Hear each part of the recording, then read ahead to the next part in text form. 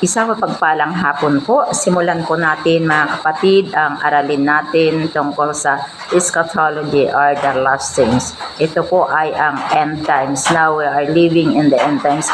Marami na po ang teaching ngayon kung saan nagtuturo na po talaga ang mga churches, mga born again Christian tungkol po sa end times of the last things. Mga kapatid, ang ipinaliliwanag ng Biblia tungkol sa end times ay kagilag-gilalas. Kagilag-gilalas. Katulad nitong ating mga nakikita. Dragon with 7 heads and 10 horns. Its tail. So simulan po natin the coming of Jesus Christ. Pero bago pa dumating ang ating Panginoong Jesucristo, ito na po ay sinabi. Mga kapatid, this is also the Bible in Matthew 24:1-15, Matthew 24:19-31. Mga kapatid, ang end times ito po. The first beast, comparing Daniel 7. Sa Daniel 7 po, sinabi po dito, ang pangitain ni Daniel tungkol sa 4 na halimaw. Tama, 4 na halimaw. Tingnan po natin sa Revelation, sa Daniel, sabi, noong una, sabi niya ganyan, akong si Daniel ay nalito habang nabagbagabag dahil sa pangitain iyon. Kaya't nilapitan ko ang isang nakatayo roon at tinanong ko siya kung ano ang kahulugan ng mga bagay na aking mga nasaksihan. At sabi po niya, pinaliwanag naman niya ang mga ito sa akin. Ang sabi niya, ang 4 na halimaw. Mga kapatid, tandaan po natin ito. Ang 4 na halimaw, sabi dito sa Daniel 7:17, ang 4 na halimaw ay ang 4 na kahariang lilitaw dito sa daigdig. Tama mga kapatid, ang 4 na halimaw, symbolize po ito sa 4 na kaharian na lilitaw dito sa ating daigdig.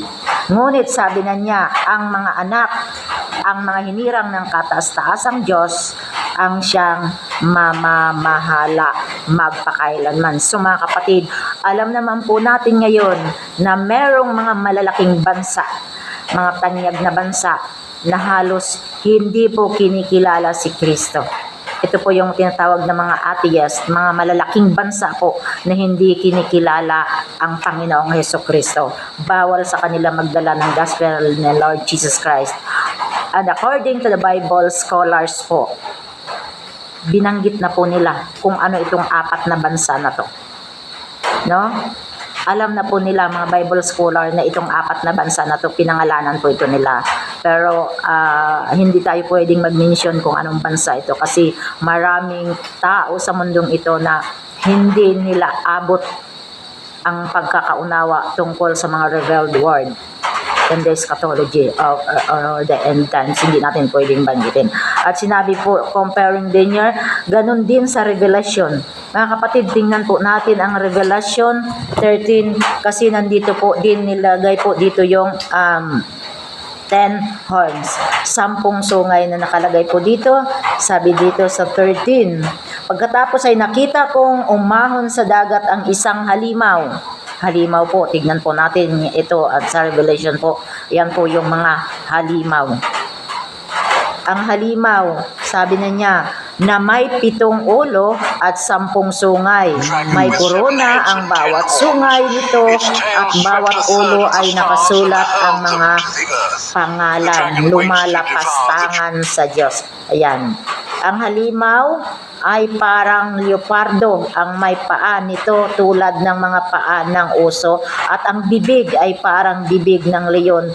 Ibinigay ng dragon sa halimaw ang kanyang sariling lakas, trono at malawak na kapangyarihan.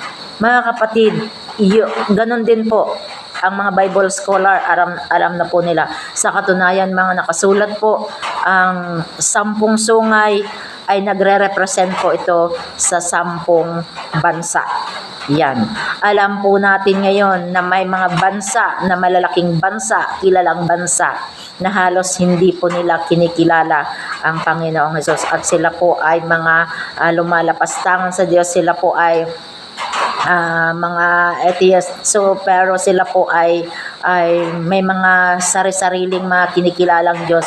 Ito po yung mga bansa na to. So nakalagay po sa Revelation, sila po ay 10 sungay.